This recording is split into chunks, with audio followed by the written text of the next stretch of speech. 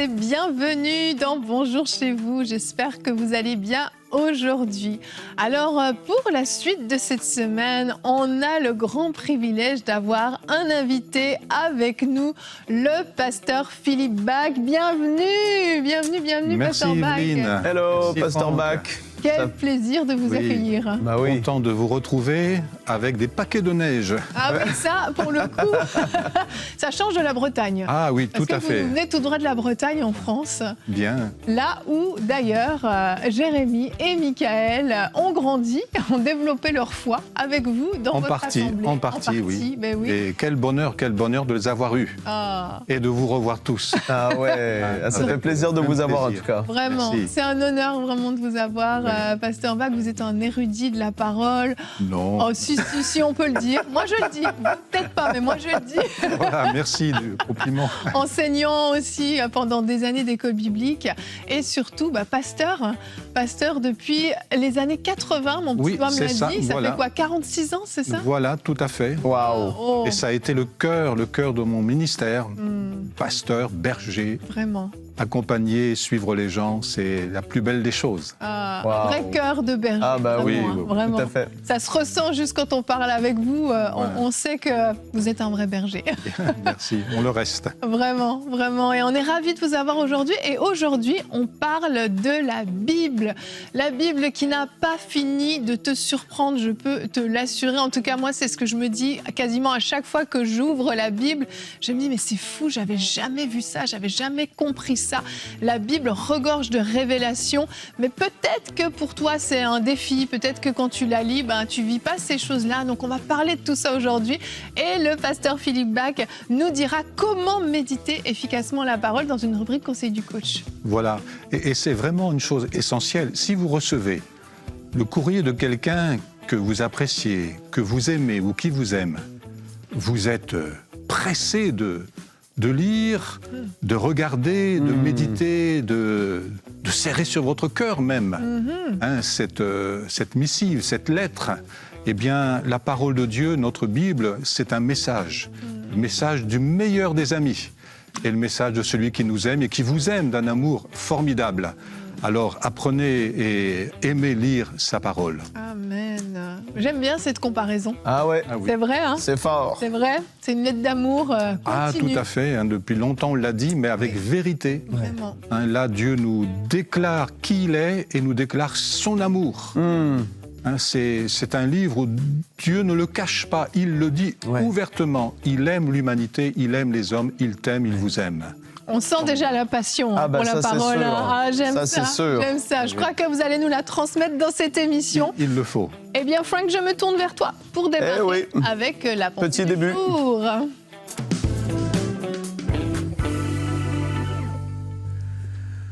C'est un super thème aujourd'hui, la parole de Dieu. Et Evelyne sait que j'aime parler de la Bible et j'aime justement des rubriques réponses d'experts, conseils du coach, tout ça, la doctrine, pouvoir la comprendre davantage parce qu'elle est tellement riche. Et justement, c'est un livre qui est surnaturel en soi.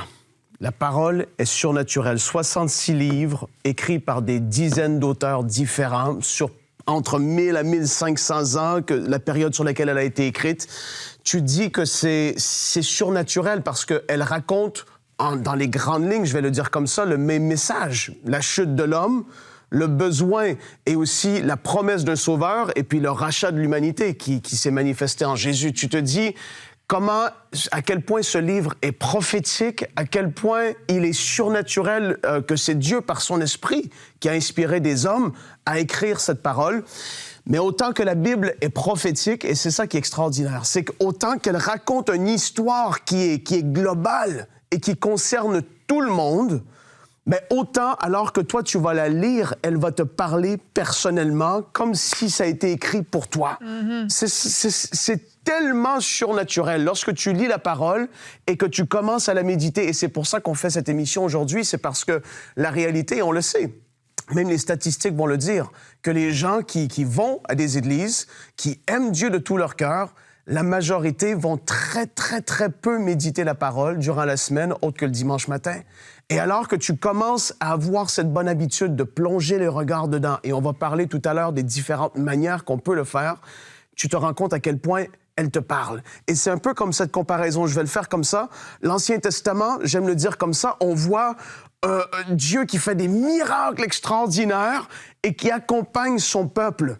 Et tu te dis, ben, ça concerne le peuple d'Israël, etc., tout ça. Mais tu vois soudainement dans le Nouveau Testament et dans les Évangiles surtout, c'est plus maintenant juste pour tout le monde, mais Jésus s'arrête pour une seule personne. Oui. Tu vois le cœur de Dieu qui est manifesté à travers de Jésus pour l'humanité et pour une seule personne qui souffre.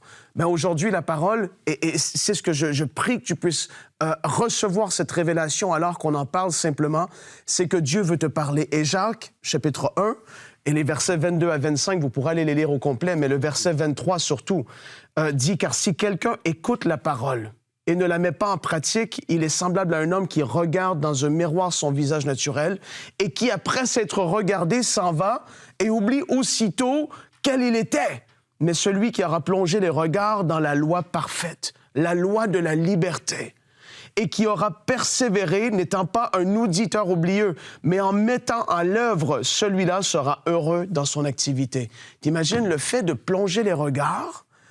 Elle te révèle ton état actuel, et Dieu, il est tellement bon, il n'est pas là pour te taper sur la tête, non, c'est parce qu'il veut te montrer que, voilà, voici peut-être ce que tu vis, ce que tu traverses, mais sache que moi, je suis là, je te tiens par la main et je veux t'amener à quelque part où est-ce que il va y avoir la joie, il va y avoir la paix. Je veux transformer ta vie d'une telle façon. Et alors qu'on parle de ça, même, j'ai cette anecdote qui me vient en tête, on a fait une campagne d'évangélisation à l'île Maurice. Ah oui. Et alors que j'étais en train de méditer un matin, comme je le fais à tous les matins dans mon bureau, je lisais le passage de la femme qui a été prise en adultère. Ah oui. Et l'histoire, je l'ai lu plein de fois. Et soudainement, ce matin-là, je suis en train de lire simplement dans la Bible que j'utilise. C'est une Bible anglophone que je médite les matins avec. Et je lis cette histoire et soudainement, l'Esprit de Dieu descend sur moi et je commence à pleurer. Wow. Et là, en l'espace de 15 minutes, va naître un message entier qui, pour moi, c'est surnaturellement donné par l'Esprit de Dieu. Alors que je lisais sa parole, soudainement, la grandeur de la grâce de Dieu m'est à nouveau comme révélée. Et Dieu est en train de me dire, voici ce que tu dois prêcher, mais visité par l'Esprit. Et des paroles que tu as lues plusieurs fois, cette fois-là, tu te mets à pleurer. Tu es visité. Oui. L'Esprit de Dieu est en train de te montrer à quel point Dieu est grand et que sa grâce, elle est accessible pour tous. Ça concerne ça. Mais toi, dans ta vie, tu peux le vivre. C'est pas pour un prédicateur ou pour Evelyne qui est sur le plateau ou le pasteur Bach qui a tellement d'années de ministère. Non. C'est pour toi aujourd'hui. Tu peux plonger les regards dedans et elle peut faire une œuvre que tu ne peux même pas imaginer dans ta vie. Et c'est de cette parole qu'on parle aujourd'hui. Elle est surnaturelle, elle est vivante. Amen. Et vous le savez, et Frank, tu le sais, tous les soirs chez nous, on fait une étude biblique avec les enfants. Et en fait, on va lire un chapitre. Super. Des fois 2, si on a le temps. Ouais. Et si les enfants ont trop envie d'avoir la suite. Mais en un chapitre, juste un chapitre, le nombre de choses qu'on peut ressortir, le nombre de révélations. Et en fait, c'est fou, mais à chaque fois, je suis choquée de comment... Moi, je fais ça pour les enfants à la base, mais Dieu me parle, tellement de fois, tellement de fois. C'est des choses, des fois, c'est des histoires qu'on a déjà lues, des fois. Mais peu importe. Là, on est revenu dans Genèse. Ils voulaient aller dans Genèse, les enfants. Et on va arriver bientôt au peuple d'Israël. Mais j'ai hâte d'arriver à ça, parce qu'il y a des choses exceptionnelles. Mais oui, je connais, bien sûr, Moïse, la sortie d'Égypte, blablabla. On va dire, mais je connais. Mais c'est pas une histoire juste de connaître les histoires comme on a vu un film un jour et on connaît par cœur le scénario.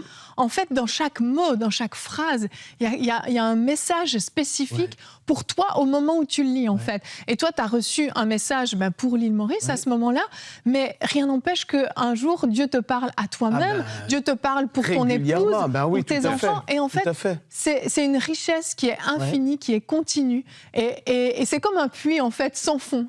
Tu creuses, mais tu touches jamais le fond. C'est souvent... Parfois, tu as la connaissance intellectuelle d'une histoire. Tu l'as entendu plein de fois à l'Église. Le pasteur le prêchait tellement de fois. Tu as entendu, tu connais. Mais alors que tu toi-même plonges les regards dedans, il va y avoir... Moi, souvent, c'est ça que ça me fait, c'est qu'il va y avoir une phrase ou même parfois un mot que j'ai oublié qui était là dans le texte. Et alors que tu le lis, tu fais « Wow! Ah non, je dois relire. » Et là, tu relis, et ça fait ressortir une dimension, parfois, du Père, de Jésus. Et on pense connaître les histoires, mais quand vraiment tu commences à les méditer, moi, je suis en train de lire et relire les évangiles en ce moment. C'est un peu ça que je fais comme méditation. Je me rends compte à quel point on peut oublier certains détails, certaines choses. Je dis, mais c'était là, c'était rattaché à cet épisode. Et tu te dis à quel point elle est sans fin, en fait. Tu peux la méditer toute une vie, comme le pasteur Bach a fait, et ne pas arriver à la fin. Alors, je peux rajouter simplement, c'est que même déjà au niveau du texte littéraire, il y a une richesse incroyable. Là, on parle, vous avez parlé avec vérité, je l'ai vécu aussi, de ce que le livre dit à notre cœur. Mais quand on étudie aussi le texte lui-même, d'une manière comme il est écrit, il y a une richesse incroyable. Les mots sont justes. On parlait dimanche matin de Job qui parle de la terre qui est suspendue dans le ciel, là-haut, dans l'univers. Mais le mot qu'il utilise est juste dans une époque où on n'est pas encore dans une époque scientifique comme aujourd'hui. Donc, même la lettre, non pas en tant qu'interprétation, mais l'écrit, il porte une valeur et il a quelque chose de merveilleux à nous dire. Simplement déjà. Quand on lit, on est attentif à la structure du texte biblique, les enchaînements des livres, la venue du Nouveau Testament, l'Apocalypse à la fin, entre la Genèse et l'Apocalypse, il y a un ensemble, un tout cohérent. C'est extraordinaire. On dit qu'il y a un fil de couleur rouge qui traverse toute votre Bible, toute la Bible. Depuis la révélation avec Adam et Ève et la manière dont ils ont été vêtus par Dieu pour être, entre guillemets, sauvés de la chute, et puis l'Apocalypse où on voit l'agneau de Dieu qui a été comme immolé, ce fil de couleur rouge, c'est le sang de Jésus qui a donné sa vie pour nous. Amen. Et béni soit Dieu pour toutes les révélations qui montent par le Saint-Esprit en lisant la parole de Dieu dans notre cœur, mais béni soit aussi Dieu pour le livre, dans ce qu'il a et de la manière dont il a été constitué par l'œuvre extraordinaire du Saint-Esprit et les auteurs. Bien sûr. Ça, c'est important aussi. Et on voit à quel point, au fil des années, c'est un livre qui a voulu être détruit plusieurs fois. On a brûlé combien de Bibles, on a interdit combien de fois l'accès à la parole de Dieu dans des pays. C'est que c'est pas un livre juste avec des pages et une couverture. C'est chaque mot, c'est la profondeur, la richesse qui s'y cache. Et la Bible nous dit, et c'est dans notre verset du jour, on va dans les psaumes aujourd'hui, psaume 119 au verset 129 et 130, le psalmiste dit « Tes instructions sont admirables, c'est pourquoi je les garde. La révélation de tes paroles est claire. Elle donne l'intelligence à ceux qui manquent d'expérience. » Alors j'aurais pu choisir énormément de versets comme verset du jour parce que dans la Bible, il y a plein de passages qui parlent de ce que crée la parole. Ce que j'ai aimé, c'est cette notion du manque d'expérience, parce qu'il y a des choses qu'on n'a pas encore vécues. Et on n'est pas obligé de se prendre un mur pour apprendre. La Bible, en fait, regorge aussi de conseils pratiques. Des fois, on croit que c'est juste intellectuel, c'est juste des histoires, c'est historique, mais il y a beaucoup plus. Il y a pour ton quotidien, en fait. Dans la Bible, tu peux trouver des réponses à tes questions que tu vis là, maintenant, pas seulement du passé. L'histoire de David peut résonner en toi d'une façon spéciale. L'histoire de Salomon, de Paul ou de Pierre peut tout à coup répondre à une interrogation que tu as. Même s'ils n'ont pas vécu les mêmes choses que toi, Dieu peut te parler de manière pratique. Et même si tu n'as pas eu l'expérience encore de vivre ces choses, Dieu peut t'enseigner, te donner la sagesse, le discernement, l'intelligence. Alors, s'il te plaît, ne méprise pas la parole de Dieu. Mais le problème, c'est que parfois, moi, je rencontre des gens, ils me disent « Oui, mais bon, moi, je lis, moi, je m'endors, j'arrive pas à me concentrer, le texte est compliqué, je sais pas, vous parlez de méditer la parole. Comment fait-on, Pasteur Bach, pour méditer la parole efficacement ?» Eh bien, c'est ce à quoi on va répondre dans la rubrique Conseil du coach.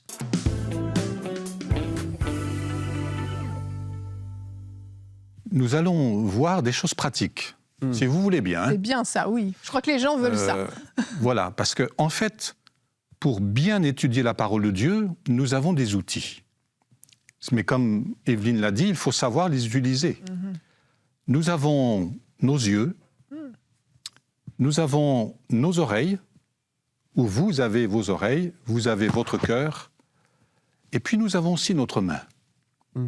Et avec ces simples outils, chacun et chacune, à sa mesure, selon son temps, selon son rythme, peut méditer la parole de Dieu efficacement. Simplement, efficacement.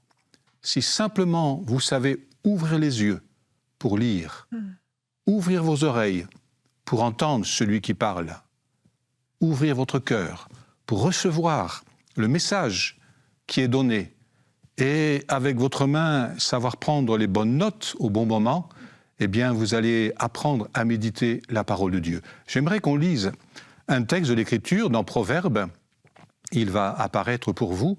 Et dans ce texte, on va faire un court exercice. On va l'afficher et vous observez dans ce texte des mots-clés. Alors je lis avec vous. « Mon fils, sois attentif à mes paroles, prête l'oreille à mes discours, qu'ils ne s'éloignent pas de tes yeux. Garde-les dans le fond de ton cœur. » Observez le texte. Quand vous lisez, observez le texte. Franck, tout à l'heure, tu parlais un mot qui ressort et qui me dit quelque chose. Et là, moi, j'ai relevé dans ce texte que nous avons lu, on peut le garder, si vous voulez bien, pour que vous puissiez encore le lire, il y a 3 mots-clés. L'oreille, sois attentif avec l'oreille, il faut se rendre attentif. Les yeux, alors pourquoi les yeux ? Pourquoi les yeux dans ce contexte ? Parce qu'il a sous ses yeux le texte de la parole de Dieu, le texte de l'Écriture, qui est la sienne, bien sûr, du temps du livre des Proverbes, mais aujourd'hui, pour nous, notre Bible, il a sous les yeux ce texte. Donc, tes yeux sont importants quand tu veux apprendre à méditer la parole de Dieu. Et puis, bien sûr, ton cœur. 3 mots clés, l'oreille, les yeux, le cœur. Commence par ouvrir tes yeux. Pardonnez-moi d'être si simple, mais c'est si simple. On ouvre les yeux pour nos écrans. Vous passez combien de temps sur les écrans aujourd'hui ? Alors bien sûr, si vous l'utilisez pour méditer la parole de Dieu, c'est déjà bien. C'est déjà une bonne chose. Mais vos yeux et les yeux des gens, et vos yeux certainement, se fatiguent tellement devant les écrans. Qui sait encore fatiguer ses yeux à l'étude de la parole de Dieu ? C'est le psalmiste au psaume 119 qui le dira « Mes yeux s'usent, mes yeux s'usent, se fatiguent à contempler et à méditer la parole de Dieu. » Donc tu as un outil, et vous avez un outil extraordinaire, ce sont les yeux que Dieu vous a donnés. Puissiez-vous vous en servir pour regarder le texte, observer le texte. Prenez quelques versets, un chapitre, c'est déjà long, c'est déjà important, mais quelques versets, observez le texte, relevez le mot-clé ou les mots-clés qui touchent, qui parlent, qui interpellent votre cœur. Ouais. Et vous allez les noter sur un carnet, nous allons le voir tout à l'heure. C'est déjà un premier élément essentiel pour mieux et méditer efficacement la parole de Dieu. La deuxième chose, l'oreille. Quand tu lis le texte de la Bible que tu as sous les yeux, même si tu es silencieux, tu le lis intérieurement, mais tu l'entends. Et si tu es courageux, tu vas le lire à voix haute et tu vas l'entendre. Tu entends le son, tu entends les mots, tu entends le texte. Prête une attention particulière quand tu lis et écoute quand tu lis. Écoute ce que le texte dit, écoute les mots qui vont rejaillir, qui vont ressortir de la lecture. Mais écouter, c'est pour entendre aussi, entendre ce que Dieu dit, entendre ce que Dieu t'enseigne, entendre ce que Dieu est en train de te révéler. Quand tu lis le texte, tu écoutes en même temps ce qu'il dit. Et c'est de cette manière que Dieu commence à te parler. Et tout d'un coup, ça prend de l'ampleur, ça prend de la valeur, ça prend de l'extension. Ah, tu dis, Seigneur, mais tu me parles. j'entends quelque chose. Tu es en train de me parler, ce n'est plus simplement moi qui entends quelque chose, mais j'entends la voix de Dieu. J'entends la parole de Dieu. On dit que notre Bible, c'est la parole de Dieu. Et une parole, c'est quelque chose que l'on entend. Et tout d'un coup, tu entends la parole de Dieu. Elle monte à ton cœur, elle monte à ton être, dans ton être intérieur, elle résonne et elle te dit quelque chose. Et la troisième chose, nous avons noté le cœur, puisque la parole monte à ton cœur, maintenant tu vas commencer à méditer. Tu as lu, tu as observé le texte, tu l'as écouté, tu l'as laissé te parler au fond de toi-même, et ce que tu as entendu, maintenant tu y penses. Tu mets ton cœur. Mets ton cœur sur la parole que tu as reçue de Dieu. Pense à ce que cela te dit. Pense à ce que cela te dit de faire ou de corriger dans ta vie. Ou la manière dont tu dois croire d'une bonne manière en la personne du Sauveur. Mais le cœur, c'est vraiment ce qui doit être touché quand nous lisons la parole de Dieu. Amen. Donc, les yeux pour lire et observer le texte, les oreilles pour entendre ce qu'il dit, et le cœur pour méditer. On va lire un autre passage dans Proverbes 7, verset 3. On peut passer maintenant à ce texte directement. J'ai parlé également de la main. Ça peut être surprenant. Mais dans Proverbes 7, 3, nous lisons « Lis-les sur tes doigts ». Alors le « lis-les », c'est les lier, le verbe « lier ». Qu'ils soient liés sur tes doigts. Écris-les sur la table de ton cœur. Ça nous fait penser simplement à quelqu'un qui a un bon stylo dans sa main et qui va écrire ce qu'il médite, ce qu'il a reçu. Oui. Et je crois, bien aimé, et c'est un conseil que j'ai donné tout le long de mon service pastoral, à un nombre de fois, il y a tant de gens, mais quand vous voulez apprendre à méditer la parole de Dieu, ayez un carnet de notes, ayez un crayon et un carnet de notes, et quand vous avez lu, quand vous avez observé, quand vous avez reçu une parole, vous l'écrivez, afin qu'elle, comme nous l'avons lu ici, qu'elle s'écrive là sur le papier, mais en l'écrivant, qu'elle s'écrive dans votre cœur. Écris-les sur les tables de ton cœur. Je ne vais pas vous demander d'apprendre la parole de Dieu. Aujourd'hui, je ne sais pas si les chrétiens savent encore apprendre des versets par cœur. On fait ça avec les enfants, on leur apprend aux enfants. Mais parfois, ce serait vraiment utile aussi de refaire cet exercice de mémoire. Le psalmiste disait aussi au psaume 119 « Je mémorise ta parole, je retiens tes paroles, j'apprends tes paroles, j'apprends tes préceptes. » Et bien aimé, ce sont là des vérités simples, mais qui sont vraiment nécessaires pour votre foi. Vous désirez méditer efficacement la parole de Dieu, vous avez d'abord des outils simples. Vous avez des bibles d'études, vous avez des concordances, vous avez, avec la rubrique de la Bible dans EMCI, je crois, la Bible Strong. Oui. Je l'utilise souvent. Moi aussi. Et c'est formidable. Vous avez tous ces outils-là, mais ils ne sont pas utiles si vous n'ouvrez pas vos yeux. Oui. C'est vrai. Ils ne sont pas utiles si vous n'ouvrez pas votre oreille. Ils ne sont pas utiles si vous n'ouvrez pas votre cœur. Et si vous ne prenez pas à cœur d'apprendre ce que Dieu vous dit. Alors, c'est une réflexion simple, mais qui est pratique et qui est concrète. Vous avez les moyens, tout à chacun. Ça ne demande pas un effort intellectuel, ça ne demande pas d'avoir fait de grandes études, mais c'est d'abord d'avoir un cœur, parce que j'aime la parole de mon Dieu. J'aime la parole que Dieu m'a laissée.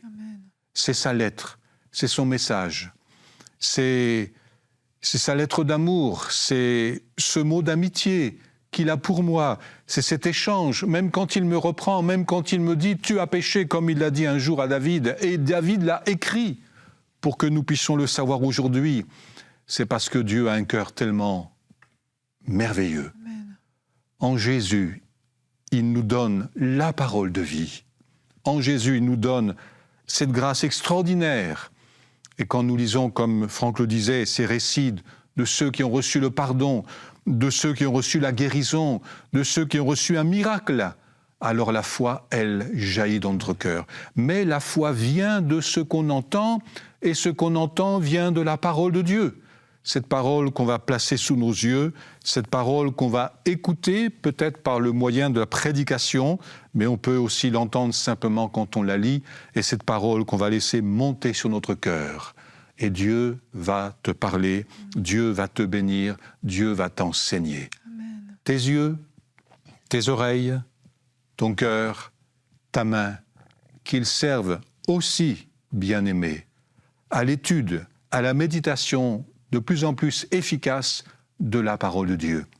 Et il y a cette prière de l'homme de Dieu dans le psaume 119, verset 8, « Seigneur, ouvre mes yeux pour que je contemple les merveilles de ta loi.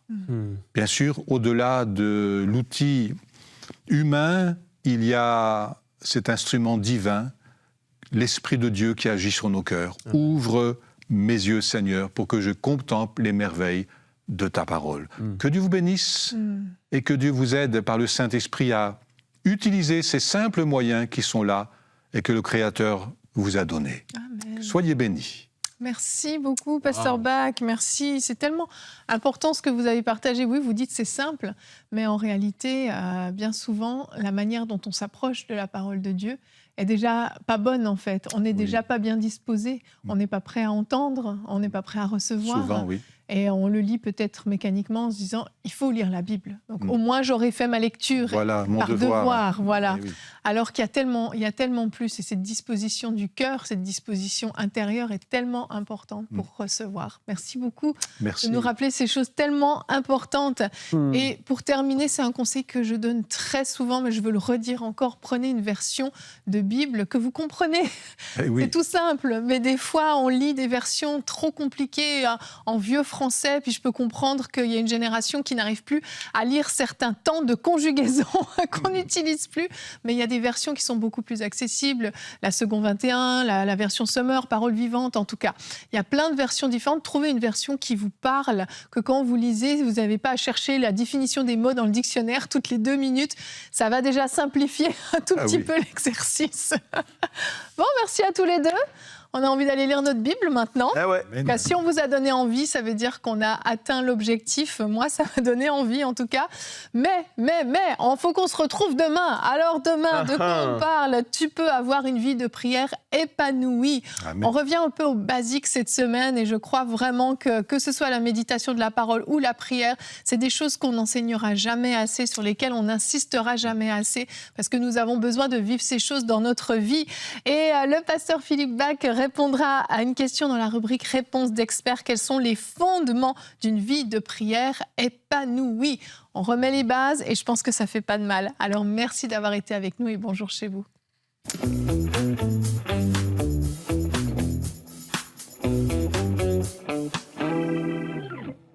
Bonjour équipe MCI. J'aurais dû faire ce témoignage il y a plus de 2 ans. Je n'en ai pas eu la force.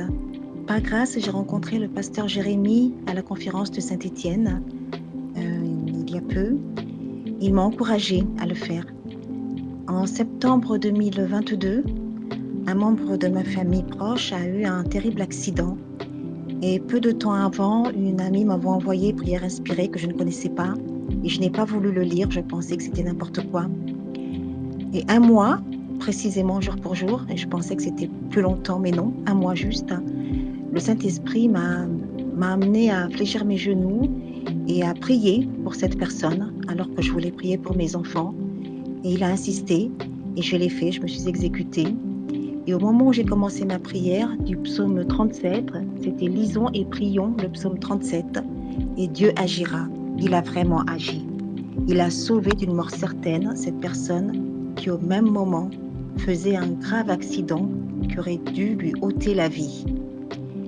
Et sans ce psaume 37, où le pasteur Jérémy a fait une déclinaison qui était vraiment très très intéressante, et il nous invite à faire la même chose pour les différents psaumes du reste. Et cette personne aujourd'hui est en vie, a eu des troubles neurologiques très profonds, aujourd'hui se remet, s'est quasiment remis totalement de cet accident, et je remercie infiniment le pasteur Jérémy de m'avoir accompagné ce jour où cet homme aurait pu y laisser sa vie. Et les médecins ont été formels. C'est surprenant qu'il soit encore en vie. Infiniment merci et soyez bénis. Ce beau témoignage amène de la joie non seulement dans le ciel, mais également sur la terre, dans sa vie, mais également dans la vie de toute l'équipe de MCI. On est tellement reconnaissant de ce que le Seigneur fait et reconnaissant parce que si cette personne a pu être touchée, c'est parce que quelqu'un, un jour, qui regardait MCI, s'est dit « Ah, je veux que quelqu'un puisse rencontrer Jésus-Christ, je veux que quelqu'un soit touché par le Seigneur. » Et cette personne s'est dit « Allez, je vais faire un don à MCI. » Cette personne, c'est peut-être toi.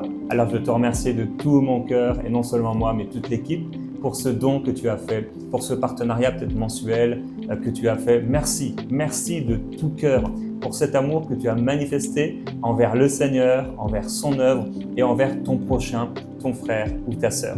Que le Seigneur te bénisse abondamment, qu'il te fasse du bien à toi, à ta famille, à ton cœur, à ton âme et que, à travers ce soutien que tu apportes à MCI, il puisse encore toucher un maximum de personnes pour sa gloire.